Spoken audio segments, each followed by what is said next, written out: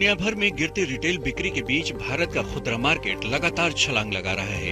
इसके असर से रिटेल सेक्टर के तमाम सेगमेंट्स के बीच भारतीय डायरेक्ट सेलिंग इंडस्ट्री को काफी फायदा मिला है, जिससे उसका आकार बढ़ गया है।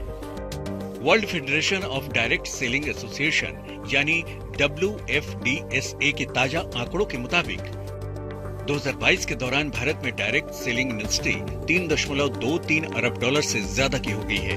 इसके असर से ग्लोबल रैंकिंग में भारत एक पायदान चढ़कर 11वें स्थान पर पहुंच गया है और एशिया प्रशांत क्षेत्र रैंकिंग में भारत का छठा स्थान बरकरार है। टॉप 5 देशों में कोरिया, चीन, जापान, मलेशिया और ताइवान है।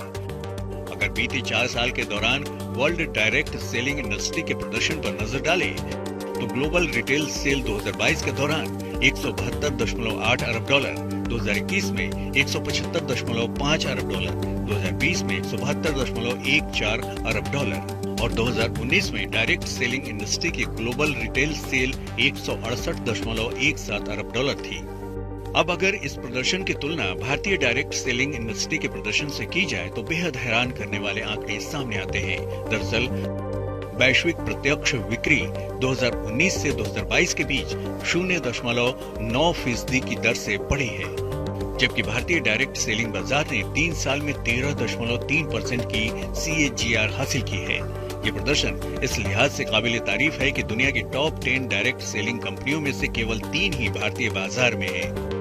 भारतीय डायरेक्ट सेलिंग मार्केट ने 2022 में 5.4% से ज्यादा की सालाना ग्रोथ हासिल की है, जिसे परिस्थितियों के लिहाज से बेहतर बताया जा रहा है। इस दौरान अमेरिका की डायरेक्ट सेलिंग इंडस्ट्री की ग्रोथ 5% घटी है, लेकिन इसके बावजूद 40.52 अरब डॉलर के कुल कारोबार के साथ इस सेक्टर में ये नंबर 1 है।